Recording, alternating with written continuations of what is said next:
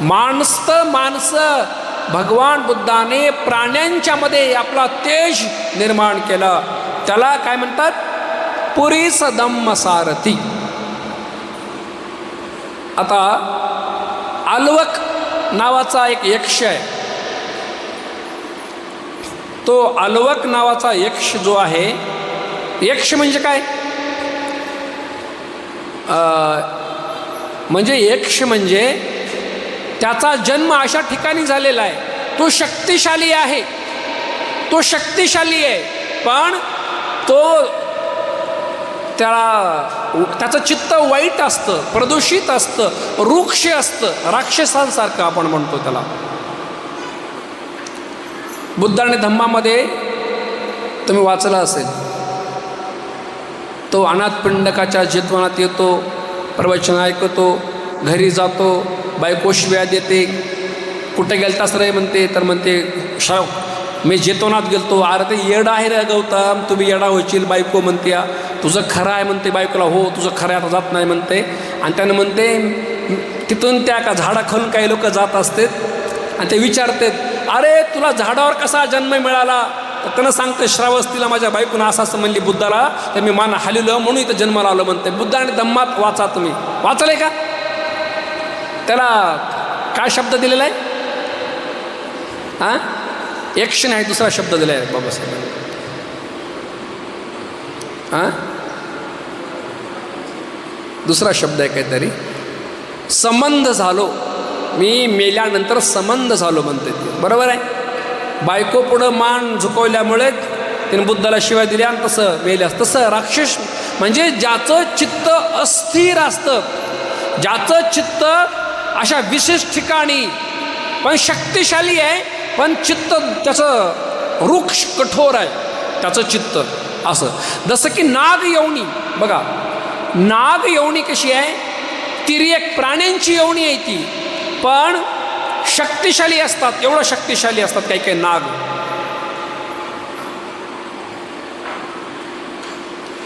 त्याप्रमाणे नागसुद्धा असतात. तसं की बुद्धांच्या काळात सुद्धा असे शक्तिशाली नाग होते. त्यांचं दमन बुद्धांनी केलं होतं. शक्तिशाली आहेत पण दुसऱ्यांचं वाईट करण्याला तत्पर असतात. तसं हा आल्वक नावाचा यक्ष आहे. त्या आल्वक नावाच्या यक्षाचं भगवान बुद्धाने दमन केलं. आल्वक तो एवढा शक्तिशाली यक्ष आहे ना, प्रचंड. त्याला सुद्धा पुण्य लागत असते तिथं जन्मायला. आता लई या गोष्टी एवढ्या सहजासहजी कळणार नाहीत आपल्याला, पण अशी एक जागा आहे, असं एक त्याचं जन्मस्थान आहे की तो वृक्ष असूनही आळवी नावाचा एक नगर आहे. त्या आळवी नावाच्या नगरामध्ये एक राजा होता. राजाचे नाव आल्वक, त्या यक्षाचे नाव आल्वक होतं. आणि तो राजा आल्वक नावाचा राजा शिकार करायला बाहेर जायचा. आणि शिकार करता करता त्याने आपल्या सैनिकाला सांगितलं होतं, आल्वक नावाच्या यक्ष राजानं, की आपण शिकार करताना तो प्राणी ज्याच्या जवळून गेला त्यानं धरून आणायचं. त्याचा आट टाकली होती राजानं. एके दिवशी एक हरण राजाच्या जवळूनच गेलं. सगळे सैनिक म्हणले, आता राजन तुम्हीच बघा म्हणले, तुमच्या जवळून गेले. राजा हरणाच्या मागन, हरण राजाच्या पुढी. राजा शक्तिशाली होता. राजानं हरणाचा पाठ लाग करून हरणाला धरलं आणि धरून आणता आणता राजाला थकवा आला आणि राजानं एका मोठ्या झाडाखाली झोपाव म्हणला राजा 5-10 मिनिट. आणि ते झोपला. ते तिथंच आल्वक नावाच्या यक्षाचं घर होतं. आल्वक नावाचा राजा आल्वक नावाच्या यक्षाच्या त्या झाडाजवळ झोपला. ते अदृश्य घर आहे, म्हणजे या मास चक्षुंनी ते दिसत नाही. त्याला लोकविदू बनावं लागतं किंवा 4थ्या ध्यानानंतर त्या दिसायला लागतात की माणसं कसे मरतात आणि कोण कुठे जन्माला येतंय. बुद्धांना कळायचं, आपल्याला का कळत नाही? आपल्याला परवा दिवशी कोणती भाजी खाली हे कळत नाही. आपल्याला कळते का काय खाली? खरं सांगा बरं. थांबा थांबा थांबा थांबा, काल ही परवा ती फक्त रविवारची भाजी लक्षात राहते आपल्या. ते सांकेतिक असल्यामुळं, सुट्टी असल्यामुळं. शनिवारी काय खाल्लं, रविवारी काय केलं, काही कळलं आपल्याला, कळतंय का? कारण आपली स्मृती आपली कशी आहे, विस्मरण करणारी आहे. या बुद्धीला जास्त काळ दूरचं आठवत नाही. एक जन्म आणि दुसरा जन्म याच्यातलं जीवन जगता जगता मृत्यूच्या क्षणी आपल्या मनाला एक धक्का लागतो पुढचा जन्म प्राप्त होण्यासाठी. पण आपण मरते वेळेस अविद्येमध्ये मरतो, बेशुद्धीमध्ये मरतो, बेधुंदीमध्ये मरतो. म्हणून येणारा जन्म काय होणार आहे आपल्या ध्यानात येत नाही. पण ऋषी मुनी जी असतात, जे आनापान करत पाठीचा कणा सरळ ठेवून श्वास बघत बघत मरणाऱ्या लोकांना कळू शकतं की मी कोणत्या जन्मात होतो आणि काय करून आलो, त्याला कळू शकते. म्हणून आपली स्मृतिवान आपल्याला बनावं लागते. स्मृतिवान आपण बनला नाहीत, तो त्या यक्षाने त्या राजाला धरलं आणि त्याच्याकडे शक्ती प्राप्त होती. म्हणजे तो माणसांना खाऊ शकतो एवढी शक्ती होती यक्षाकडे. त्यांचं अन्नच होतं माणसं खाणे. बघा, शक्तिशाली परिवारात जन्मला तो यक्ष. त्याचं एवढं शक्य आहे की आपल्या मांस चक्षुनी यक्ष दिसत नसतात आणि कधी दिसतही असतात त्यांच्या इच्छानुसार. राजाला धरलं, आलवक नावाच्या राजाला आलवक नावाच्या यक्षाने धरलं. म्हणे तू माझ्या एरियामध्ये आला म्हणे, माझ्या निवासात आला म्हणे, हे तू माझं अन्न आहेस, तुला मी आता खाणार. राजा घाबरला. राजानं हात जोडले, नका यक्ष महाराज, मला नका खाऊ, मी राजा आहे या देशाचा. तो यक्ष लांब जाऊन माणसं खाऊ शकत नव्हता. नसता जर लांब जायचं असतं पूर्ण गावच पार केलं असतं की त्यानं नगर जाऊन, ते आळवी नावाचं नगरच. त्याचं एक असं सिद्धांत आहे की माझ्या एरियात जो येईल, माझ्या नगरात जो येईल, माझ्या वाड्यात जो येईल त्याला मी खाणार, हा वर प्राप्त होता त्याला. म्हणून त्याला धरलं त्या यक्षाने. राजा म्हणला, तुम्ही मला सोडा, मी तुम्हाला दररोज एका माणसाला तुमच्याकडे पाठवण्याची व्यवस्था करतो. कोण म्हणलं? आलवक नावाच्या राजाने म्हणलं. यक्ष म्हणला, हे तर लय चांगलं झालं, ह्याला एक दिवस खावं पुन्हा काय खायला मिळणार नाही, त्यापेक्षा दररोज येणार आहे ना. राजाकडून वचन घेतले की मला दररोज एक व्यक्ती देतोस. हो, त्याला सोडून दिलं. घरी आला. आता त्याला यक्ष दिसू लागलं ना ते नाहीतर ते पूर्ण नगर बेचिरा करते, त्याची ताकद लई आहे. शब्द दिलेला आहे, रात्री झोपच लागेना. रात्री बोलवून घेतलं आपल्या मंत्र्याला, सेनापतीला. सेनापती म्हणला, राजन आपण का चिंताग्रस्त आहात? अरे अमुक अमुक ठिकाणी यक्ष राहतो, त्याने मला धरलेला आहे आणि धरल्यानंतर मी त्याला वचन दिलंय दररोज एका माणसाला पाठवायचं. त्याचा सेनापती, त्याचा मंत्री हुशार आहे. राजन तुम्ही किती दिवस द्यायचं ठरवलं म्हणे? समय सीमा निर्धारित केली आहे का? वेळ निश्चित केला आहे का? राजा म्हणला, अरे मी तेवढं विसरलो रे म्हणे, माझा जीव घाबरलेला होता, मी समय सीमा निर्धारित केली नाही. सेनापती म्हणला, राजन हे मोठं वाईट कर्म झालं तुमच्याकडून म्हणे. आता द्यावं तर किती दिवस द्यावं म्हणे त्या यक्षाला आपण माणसं? काय बी करा म्हणे पण द्यावं लागेल. मग आता कुठले देणार माणसं? सगळ्यात आधी कैदखान्यातले कैदी, कोणी प्राणी माणसं मारलेले, कोणी चोऱ्या केलेल्या, कोणी वाईट केलेलं, जेवढ्याला केलं तेवढे लोक. मग आता एक एक काढो, बाहेरचं तर माणसाला नेणार नाही. मग जायचंच कैदखान्यात. कुणाला आता घरला जायचं आहे सांगा? कुणाला म्हणजे हो, सगळ्याला जायचं ना, लेकरं बाळ बायको सगळं घरी आहे ना. मग एकेकाला काढायचे. एक म्हणलं की या 1 नंबर 2 नंबर, 1 नंबरला बाहेर काढायचे, म्हणायचे हे पंचपक्वान घ्या आणि अमुक अमुक त्या झाडाजवळ तिथे हे ठेवून या, एवढं सांगायचं त्याला. आता त्याला काही माहिती नाही त्या माणसाला, काही द्याला तू जायचा, तिथं ठेवायचा, थोडा हात जोडायचा, वापस फिरल्याबरोबर त्याला ती धरायचा यक्ष, ती बी खायचा आणि त्या माणसाला खाऊन टाकायचं. की आता किती दिवस खाणार आहे? वर्षे 2 वर्षे, दररोज एक माणूस म्हणल्यास वर्षात 365 दिवसाचं 1 वर्ष, बरोबर आहे. तो एवढे आता कैदी, शेवटी कैदी संपले ना, आणि जे कैदी होते का बाहेर इना झाले ते नगबा आम्हाला मध्येच बरं आहे म्हणून लागले, ते कळालं त्याला नेऊन तिकडं मारते म्हणून ये. पण शेवटी कैदी आहेत ना, नेऊन सगळे कैदी संपले. अजून राजा चिंताग्रस्त, आता किती दिवस द्यावा, नाही तर राजा मलाही मारते, नगर बरखास्त करते. मग काय करू आपण?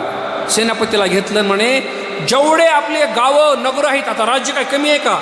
प्रत्येक नगरात त्यांचा एक माणूस असायचा राजाचा, सेनापती, मंत्री, सैनिक, त्याच्याकडे टोपलं बरं सोनं द्यायचे, सोनं. आणि जिथं सकाळी सकाळी लोक उठायच्या आधी असं रस्त्यानं टाकायचे सोनं सगळं. आणि जन पटपट सकाळी उचललं सोनं, त्याचे माणसं थांबूनच असायचो अंधारामध्ये. जन सोनं उचलले, त्याला धरले. चल राज्याचं कसं काय चोरला. मग चालले काही दिवस, माणसं धरू नेले. वर्षे 2 वर्षे 4-5 वर्ष चाललं. आता पुन्हा कळालं, राजा सोनं टाकायला लावतो आणि पुन्हा धरलं की पुन्हा मार त्या यक्षाकडे नेतो. ह्याचं सोनं आपण घ्यायचं नाही. लोक सोनंच घेणा झाले. मग आता काय करावं? राजा म्हणला, आता काय करा, नगरात जेवढे आपल्या राज्यातले म्हातारे माणसं उचला, त्याचं काम संपले, त्याला घेऊन यक्षाला देऊ म्हणला. आता का वेळच डिसाईड केला नव्हता ना इतके दिवस म्हणून, चलल तितकं चलल. आता म्हातारे माणसं आता उचलले. काही लोकांना कळाले की राजा घरातल्या म्हाताऱ्याला उचलतो. सगळे माणसं आपले मायन बाप सगळे नगराच्या बाहेर, जिथवर राजाची सीमा आहे त्याच्या बाहेर सोडून आले आपल्या म्हाताऱ्या मायबापाला, आणि त्यांचं सेवा करायचं पुण्य कमी होऊ लागलं. मग म्हातारे संपले. राजा म्हणला, आता काय करावं? आता म्हणला, जेवढे लहान बाळ आहेत त्याला उचला. राजा बोले.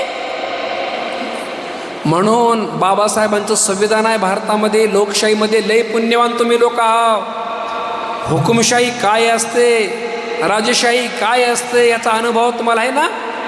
ते कोणता कोरिया, दक्षिण कोरिया, तिथं हसायलाही बंदी आहे. जर तुम्ही रोडला मोठ्यानं हसलो तर तिथं नेऊन तुम्हाला टाकतात कुत्र्या पुढे खायलाच. असं तुम्हाला कट मारता येत नाही, तुमच्या केसायला कट मारता येत नाही. ज्याने जेवढे ड्रेस दिले तसंच राहावं लागतंय. आणि त्या देशाचा राजाचा बाप मेला एक दिवस आहे, त्या दिवशी सगळ्या देशातल्या लोकांना मेन रोडवर रडावं लागते, मोठ्यानं रडावं लागते. ज्याच्या डोळ्यातून पाणी आलं नाही त्याला ते सैनिक बाजूला काढते आणि त्याला देहदंड. कसं करचाल मग भारतात असं काय सुरू झालं तर? लई अवघड आहे हुकुमशाहीमध्ये. ते सगळे लेकरे धरले, 10-20-50 लेकरे धरले. काय करताल बाया? म्हणून काय करणार? तुलाही मारून टाकतो, तुझे सगळेच लेकर मारलं म्हणल्यास. लेकरं करता बाकीच्या लोकांनी पटपट आबळे बाळ त्या नगराच्या बाहेर पाठवून दिले. आणि मग आता गर्भवती बाया राहिल्या होत्या.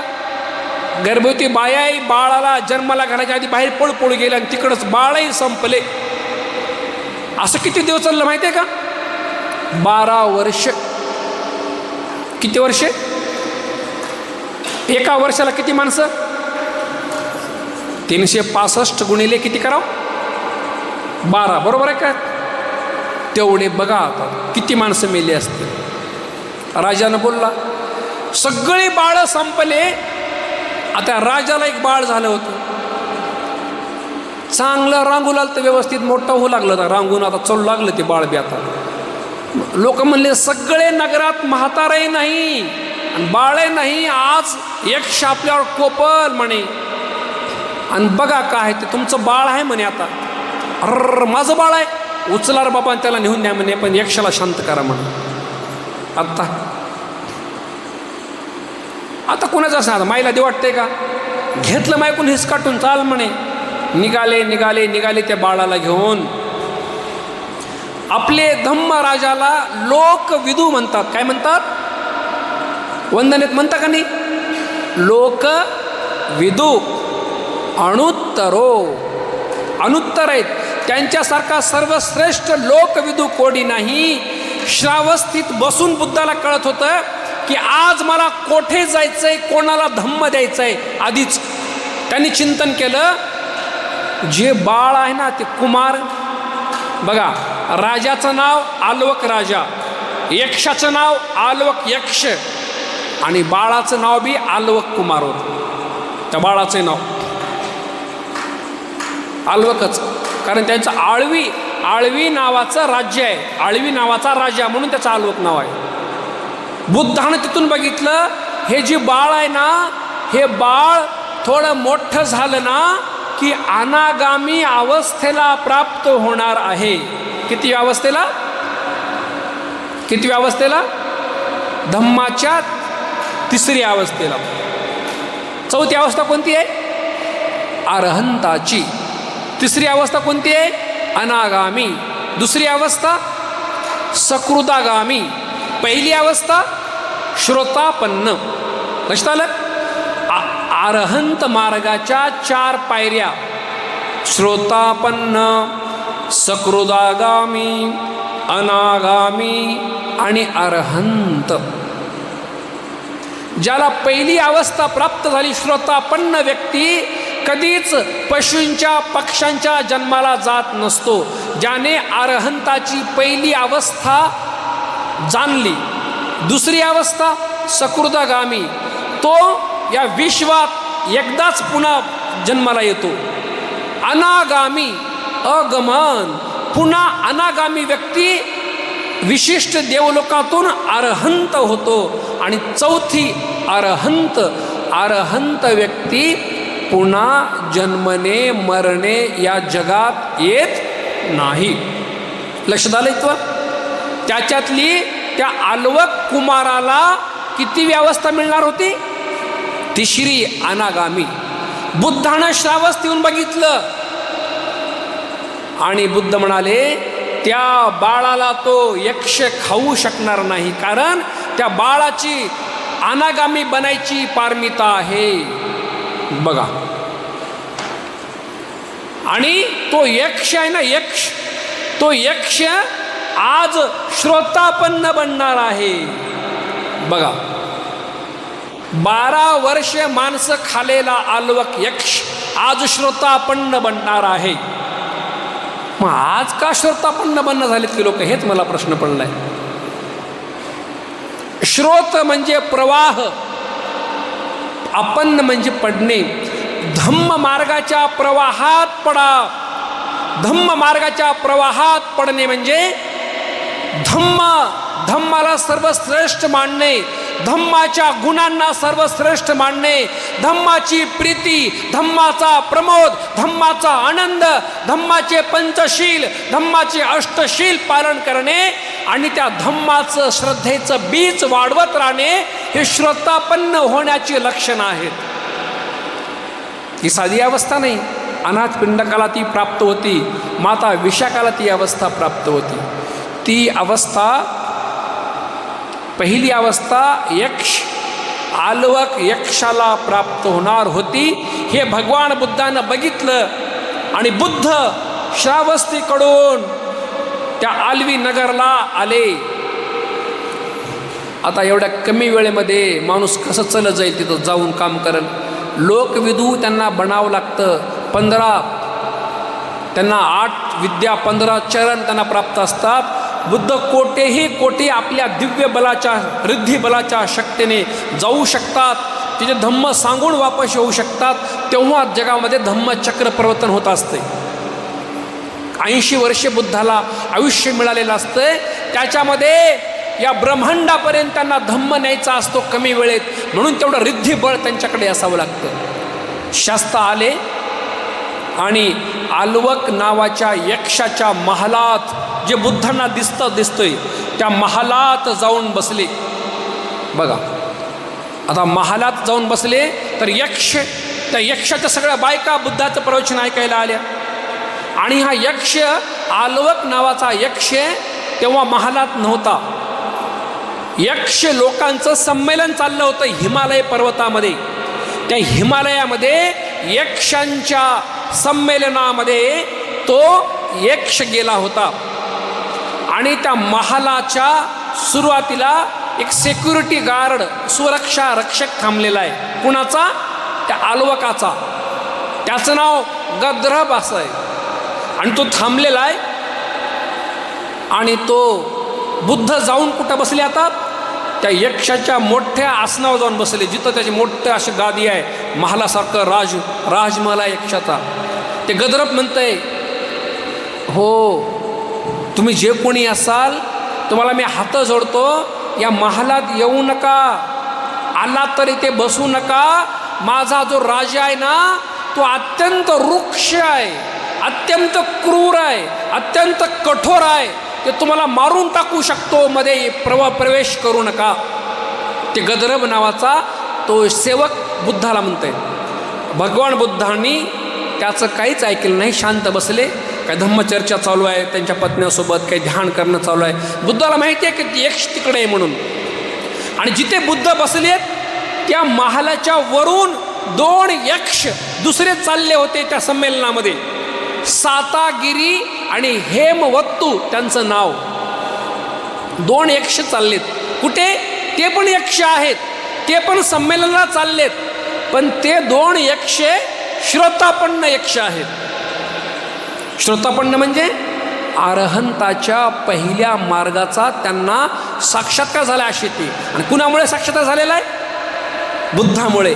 आणि ते वरून बघतेत की अरे आमच्या खाली आलवक नावाच्या यक्षाच्या महालात आमचा धम्मपिता सिद्धार्थ गौतम बुद्ध बसलेले आहेत. म्हणून ते वरून जाता जाता असे लांब जातात. कारण बुद्धांच्या डोक्यावरून जगातली कोणतीच शक्ती कधी जाऊ शकत नाही. त्याच्या डोक्याचे तुकडे होऊ शकतात, त्यांचं एवढं बल असते. एवढ्या ब्रह्मांडापर्यंत एवढे धम्मराजांची महान शक्ती असते. मग ते काय करतात? बुद्धांना वंदन करतात, प्रणाम करतात, तिथूनच लांबून जातात आलवक त्या यक्षाच्या संमेलनामध्ये. त्यांचं संमेलन सुरू असते. आता श्रोतापन्न व्यक्ती 2 आहेत, ते सातागिरी हेमवत्तू त्यांचं नाव. आता त्यांचा चेहरा चमकायला लागला, ते श्रोतापन्न नाहीत. आणि ते एवढे आनंदित झाले, ते आलवक नावाच्या यक्षाकडे गेले. आता बसले सगळे हॉलमध्ये. तर ते त्याला जाऊन म्हणतात, अरे आलवका किती भाग्यवान, तू किती पुण्यवान की भगवान बुद्ध तुझ्या महालात येऊन बसले आहेत आणि तू इथं काय करायलास म्हणे. ते बुद्धाचा उपासक थोडा होता, ते असा रागाने लाल बुंद झाला ना ते माणूस. कोण बुद्ध माझ्या महालात काय करतो म्हणे, कोण आहे तो बुद्ध? तो चिडला चिडला चिडला, एवढा चिडला तो. आणि मोठ्यानं गर्जना केली, कोणता बुद्ध, काय बुद्ध, कसा बुद्ध? बघा त्याचा आवाज पूर्ण जम्बू द्वीपामध्ये घुमला होता. कन्याकुमारीपासून काश्मीरपर्यंत त्याचा आवाज घुमला होता. एवढा शक्तिशाली आलवक नावाचा यक्ष होता. चिडला ना तो तिथेच. आणि वेगाने निघाला घरला वापस तो. कारण त्याला ते धम्मा बुद्ध काहीच त्याला मान्य नाही, तो क्रूर यक्ष आहे ना तो. आणि बुद्ध आले त्याच्या खुर्चीवर शांत बसले होते. तो चिडला आणि त्याच्या बायका समोर बसल्या होत्या आणि त्याला बुद्ध धम्म सांगू लागते. तो अजून चिडला. ते म्हणते आल्याबरोबर, अरे संन्याशाला शोभतं का रे म्हणे बायांना घेऊन बसायचं. तू स्वतःला एवढा संन्याशी समजतो, असा घेऊन बसला. तो चिडला आणि आल्याबरोबर लांबूनच त्याचं बुद्धाचं युद्ध सुरू झालं. जसं की बुद्ध तो प्राप्तीच्या वेळी झालं होतं. त्याने आपल्या रिद्धीच्या बलाने मुसळधार पाऊस सुरू केला आणि बुद्धांच्या अंगावर सपासप पाऊस लागावा म्हणून. पण तो पाऊस यायचा आणि बुद्धाच्या जवळ यायचा आणि शांत व्हायचा. बुद्धाच्या चिवराचा साधा कोपरासुद्धा ओला झाला नाही. त्यानं पुन्हा शस्त्रांचा पाऊस सोडला बुद्धांकडे. शस्त्रांचा पाऊस, शस्त्र वेगाने यायचे परंतु भगवान गौतम बुद्धांच्या महान रुद्धी बलाने, त्यांच्या 30 पारमितेंच्या तेजाने, 4 असंख्य 1,00,000 कल्पाच्या पुण्याच्या बलाने शस्त्र यायचे आणि त्यांच्या जवळ दिव्य पुष्प बनवून खाली पडून जायचे. त्यानं वाळूंचा पाऊस सुरू केला, चिखलांचा पाऊस सुरू केला आणि सगळे ते दिव्य पुष्प, दिव्य गंध, फुलं होऊन बाजूला पडली. तो चिडला शेवटी. त्या आलवक नावाच्या यक्षाकडे एक शस्त्र होतं, शेवटचं त्याचं शस्त्र. त्याला म्हटलेलं आहे दुस्सायुध. दुस्स आयुध म्हणजे कपडा आहे, मोठा कपडा.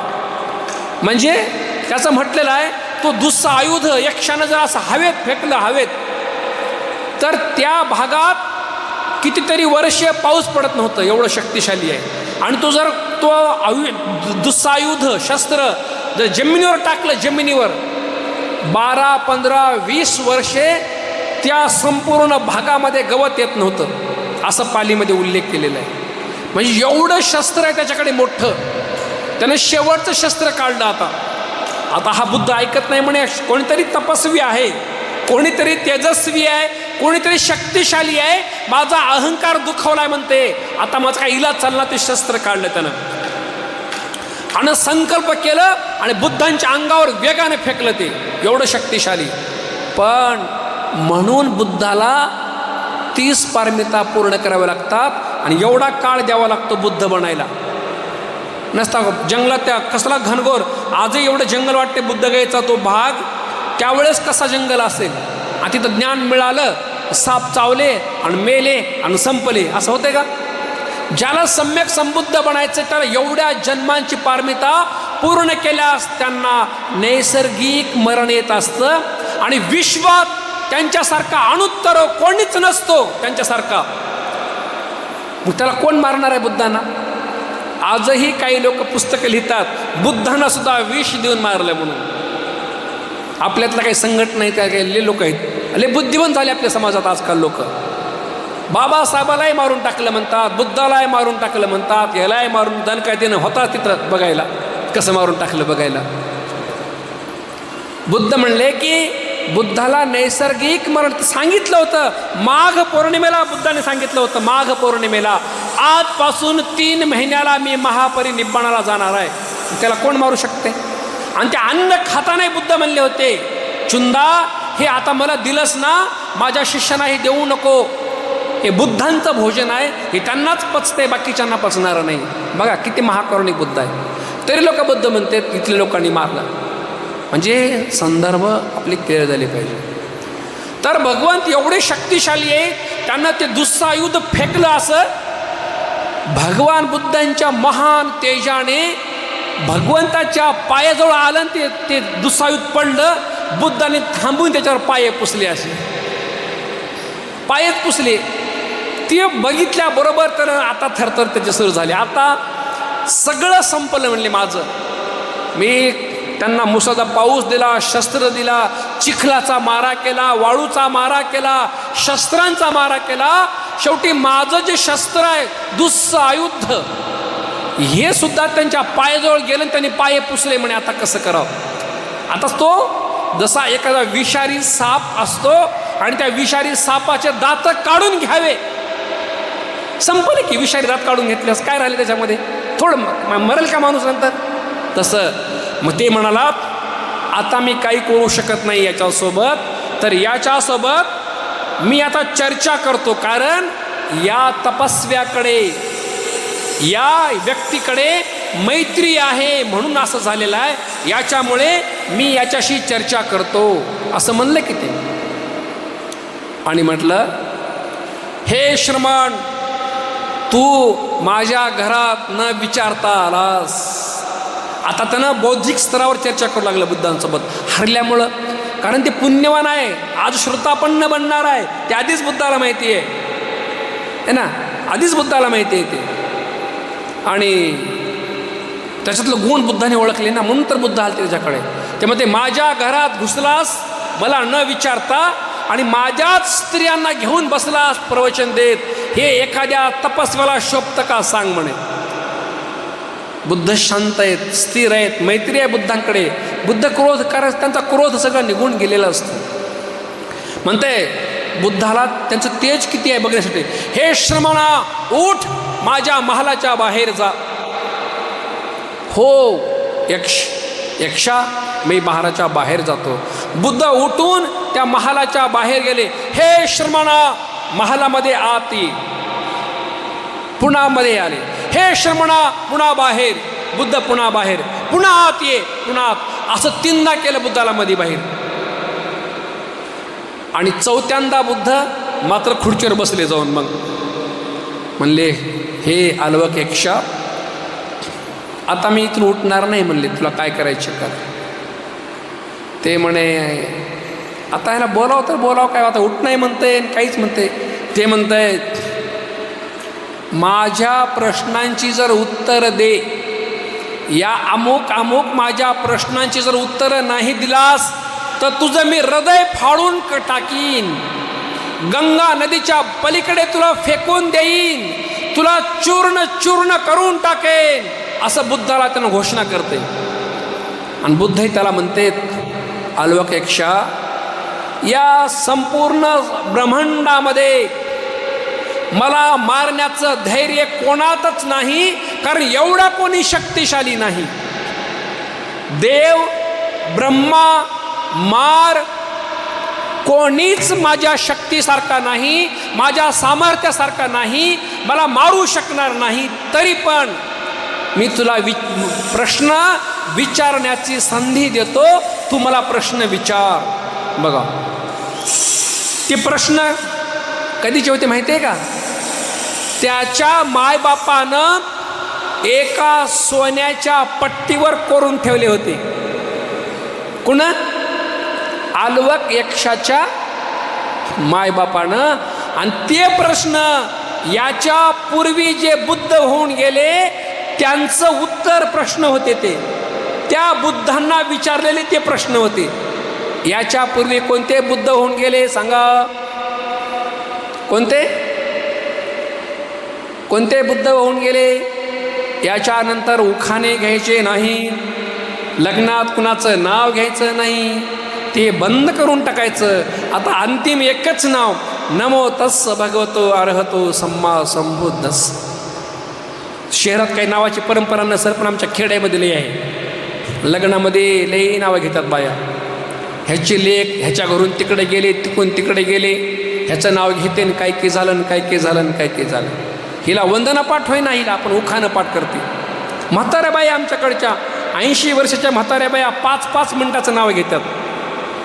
ते बरं सुचते नाव घ्यायचं. मग हे पाठ करा. याच्या पूर्वीचा बुद्ध आहे काश्यप सम्यक संबुद्ध. आपल्या गौतम बुद्धापूर्वी ते बुद्ध झालेले आहेत.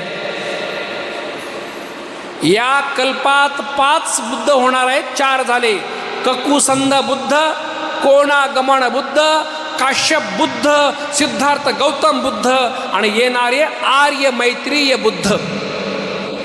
मग काश्यप सम्यक संबुद्धांच्या काळातले प्रश्न त्याच्या मायबापाने त्याला विचारलेले त्या सोन्याच्या पाटीवर कोरून होते. त्या आलवक नावाच्या यक्षाकडे त्यानं जपून ठेवले होते. आणि अनेक लोकांना तो प्रश्न विचारायचा. अरे, जो प्रश्न बुद्धांचा प्रश्न आहे तो प्रश्न लोकांना काय कळणार आहे? ते म्हणाले, बुद्ध म्हणाले, तू विचार. आपण कशाला बोलतोय माहिती आहे? विषय काय चाललाय आपला? पुरीस धम्म सारथी, अनुत्तरो पुरीस धम्म सारथीवर आपण बोलतोय. मुद्दा भटकू देऊ नका.